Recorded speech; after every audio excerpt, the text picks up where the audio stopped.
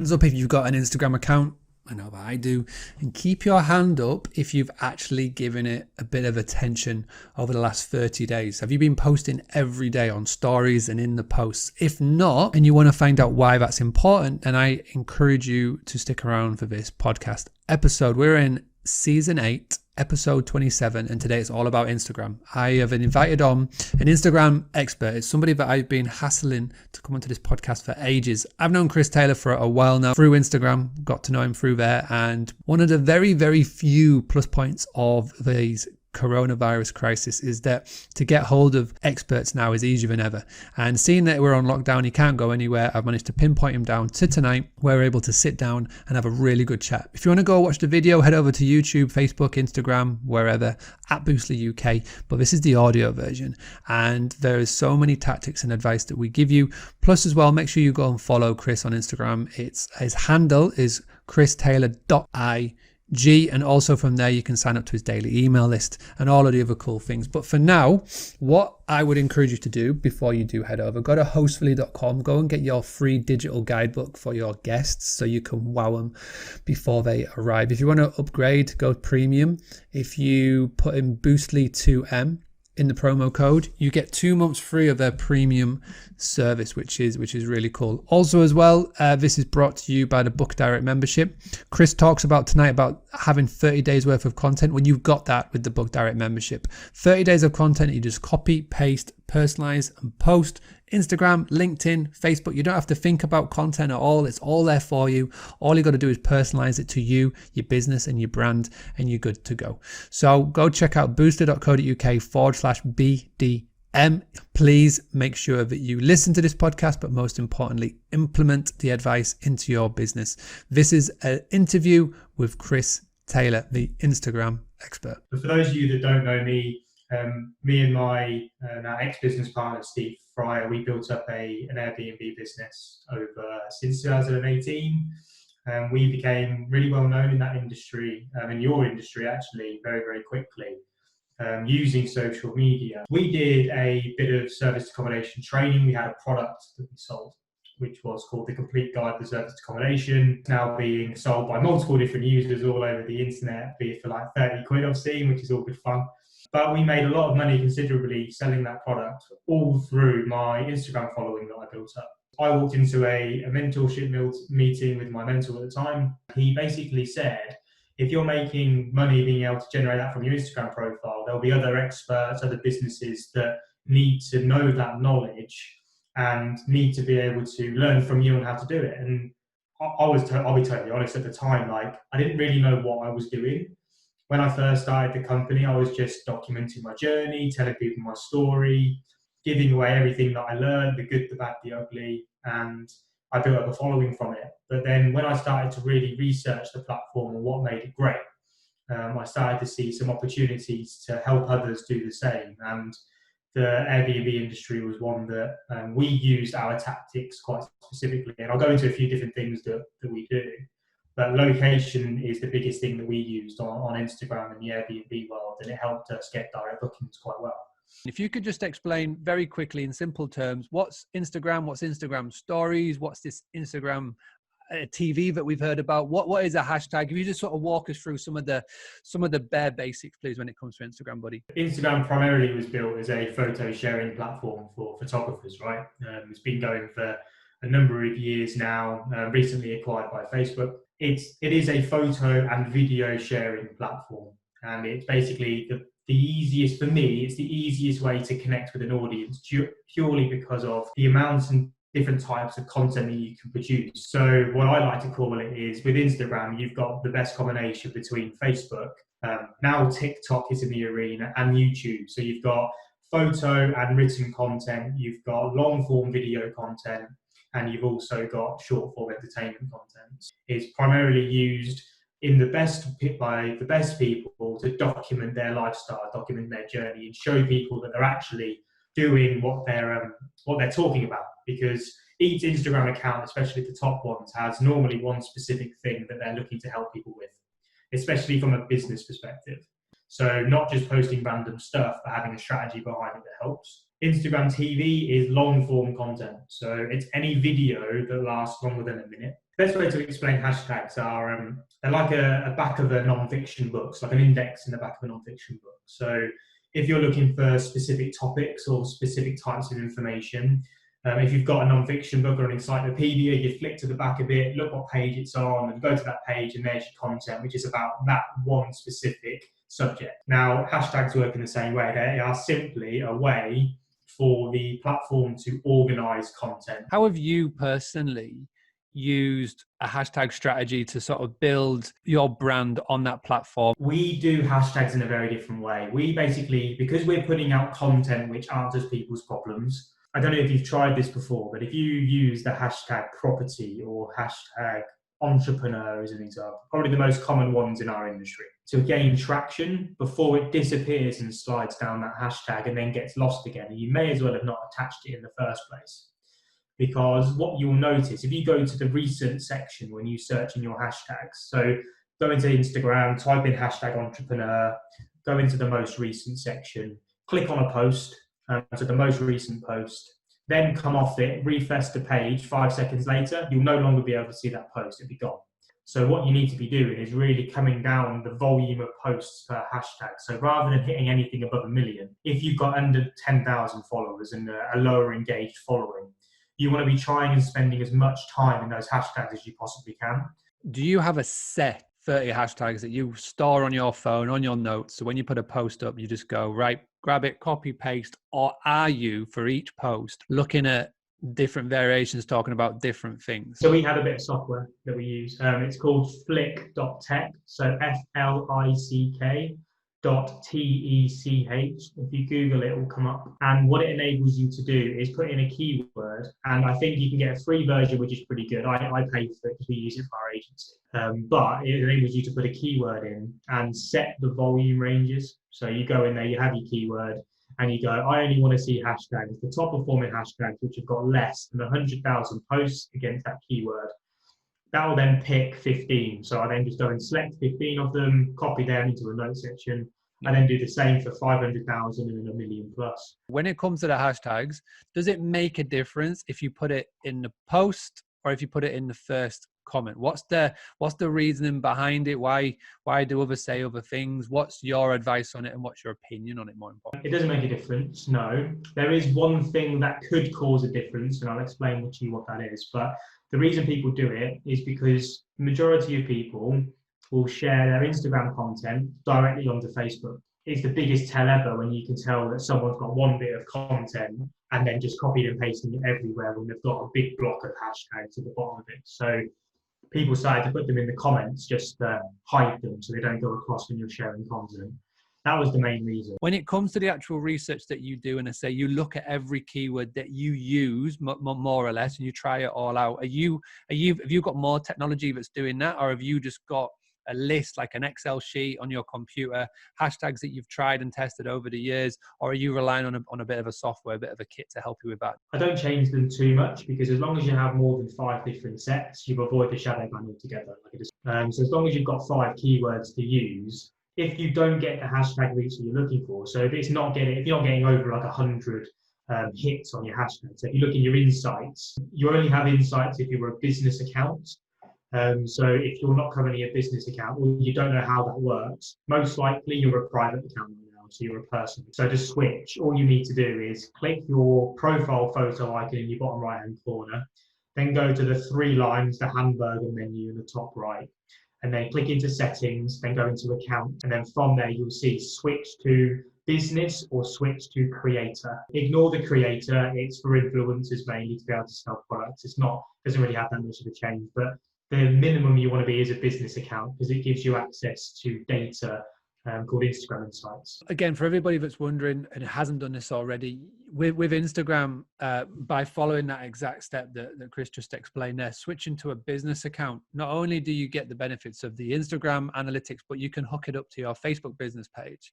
And for those of you that are doing Facebook advertising, you can then run those same ads that are going out on Facebook, but you can do it into Instagram. Out of all the people that have come through your programs and your training programs and whatnot, what would you say is the one biggest mistake that you see people make when they first get going on Instagram? What could you share with everybody watching? Is the fact that they give it a go for like 2 weeks and then they give up. And that's when they normally are just about to hit gold with it. I would normally say I run a 30-day challenge for a reason. Like 30 days is normally the time that it takes to be able to get some momentum on your account. I have a saying, consistency is everything, and for me, it really is, especially on any social media platform. So the biggest mistake that I see a lot of people make is the fact that they'll give it a go, like they'll say, yeah, I'll try it, and I'll put a few bits of content out. I'll do this weird thing that you call a story. I'll press the live button and shit myself, and then come off it again. And then I'll just go, you know what? I've got better uses to my time. I'm too busy. I'm just going to go back to what I know best, and I'm just going to keep hammering away on the phones, or so on and so forth. So the biggest thing is consistency. The other thing is what I call posting selfishly. So there's no strategy behind the content that's put out. So we have a thing in our business, in our agency, where every 30 days there's a product or a service launch for us or one of the clients that we're working with, whether that is an offer on a property in your world, or a new property going live, or whatever it is. We have something which we're building up to. And every bit of content we then put out is strategically focused about seeding that launch without actually selling anything. So we don't sell. It's all about providing value over that time frame. So then when it comes to the launch, people are like begging to come and stay with you, or begging to come and work with you. Now, you document your business better than most. And like you say, you've been doing it for a while now. There's a lot of people who are watching this, listening to this, that still are a bit worried of opening that camera, flipping it on themselves and having a chat. Like, what were you always confident in front of camera, or have you been nervous and it's something you've had to self-train yourself? And if so, do you remember back to that feeling of your first video when you spoke into the camera, and like, how did you combat that? How did you get better at it? Or have you always just been confident in front of camera? For me right now, I'm not looking at me, I'm looking literally directly at you, because if I look at myself, I'm just like, I'm like the most self-critical person ever, like with chubby cheeks and sitting in lockdown piling on weight, you know what I mean? I can't stand it. I'm not the most self-conscious person going. The way that I got over it was the fact that I was receiving quite nice messages basically from people telling me how much I was helping them. And once, when I first started, if you go back to my profile, there's photos on there. Basically, I didn't do any video. Like, it was just all photos and written caption. I'm a writer at heart, really. I love to write. It's where I spend the majority of my time. Like, if you look at any of my products, a lot of them are long form ebooks, which are in step by step, because that's how my brain works. So when it came to video, like, I'm a proper awkward. Unless it's a conversation where I can just obviously have a chat with someone, which is how I first overcame my fear. It was basically just going on with somebody like yourself, just talking to them and having a conversation. And actually, Gary Vaynerchuk was the reason I actually started doing this, because I saw him, he was doing a one-to-one consultation with somebody, and he just recorded the whole process. And I was thinking, you know what, when I'm one-to-one with someone, like, the things that I come out with are actually quite useful. And if I can just capture it somehow, because if you put me in front of a camera and get me to hold the camera up like that and then try to talk at it, I look like a stone, like a complete brick wall, and I'm a complete robot. So I find it really difficult. Whereas if I can actually get it to a point where I'm almost answering a question. So if you look at any of my content, normally it's, someone asked me a question the other day, and they asked me how I can get 1,000 followers in 30 days. And then I can actually flow with the content because I'm just responding and talking.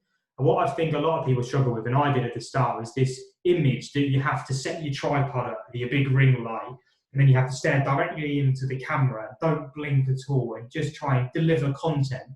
But actually, they're the sort of people you find awkward to watch. And all you really want is someone to sit back, relax. And if they've got useful information, then great. But I used to just pretend that no one was watching. Mm-hmm. And that way, if I mucked up, I didn't really care. I was just like, I'm actually talking to no one. Because actually, I'm sitting here in a room talking to no one.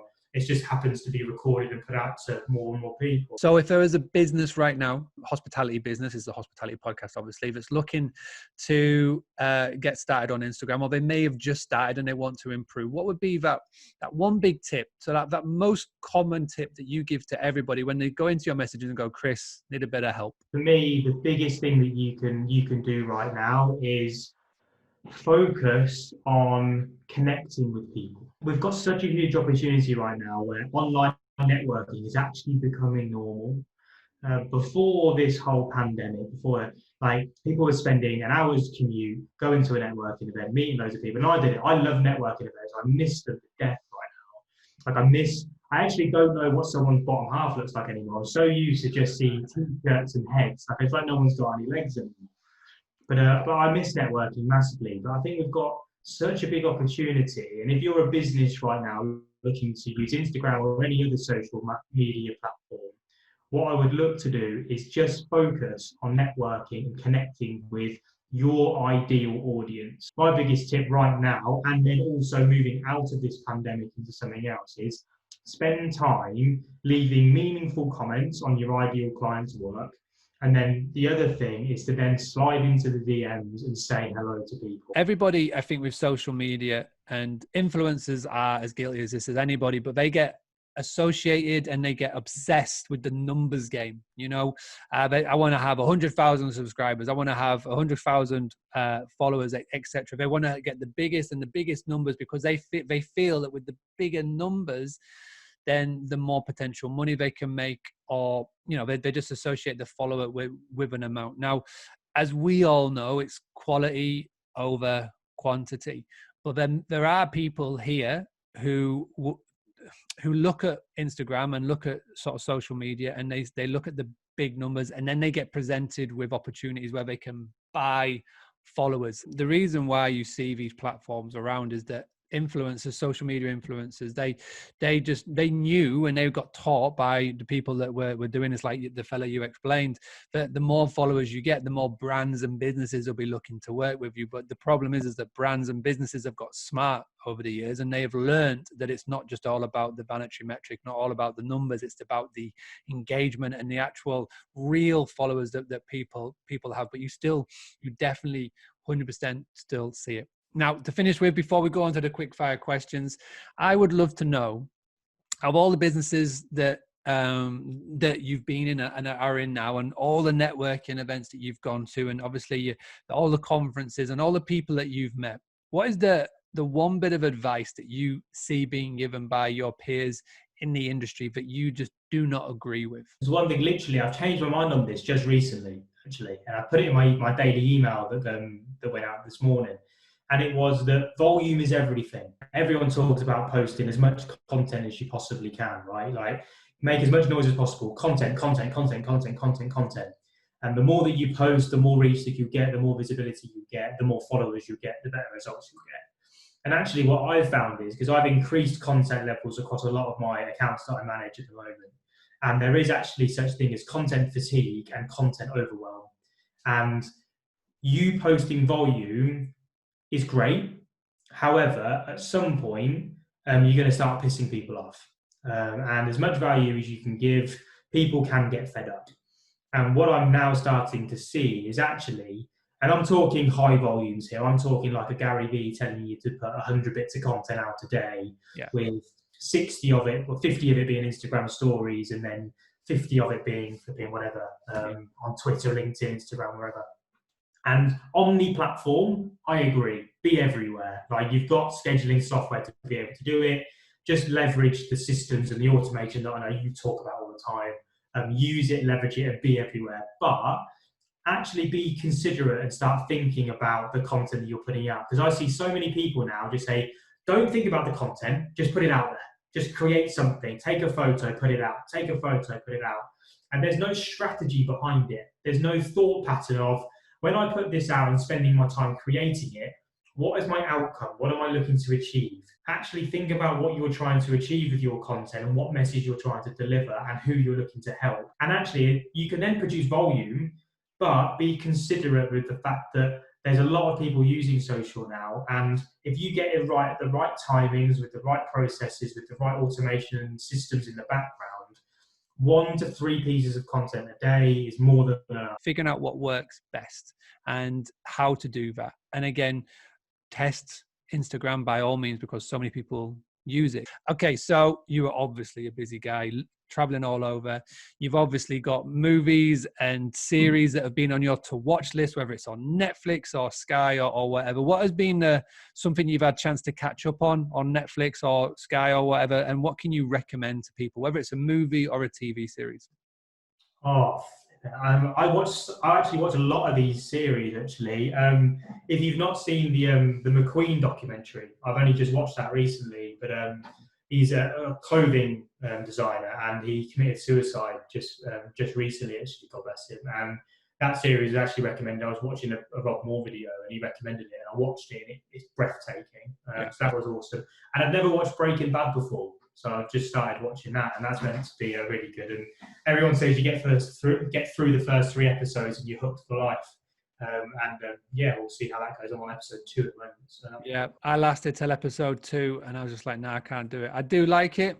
I never got through it, but I was started that just at the time when I made a pact when I was growing Boostly back in 2017 that I would cut TV series on the head. I would not watch any, which was hard because at the time I used to watch all of the series. Both Laura and I would watch Two Broke Girls, Billions, you name it, House of Cards, New Girl. We watched everything, and it was hard to do, but one of the best things that I made, because I used to waste so many hours watching those TV series. But nice little recommendations there. I do like that. All right, so the best series ever. I can't get it. I watched that on repeat over and over again. Suits. Which one was that?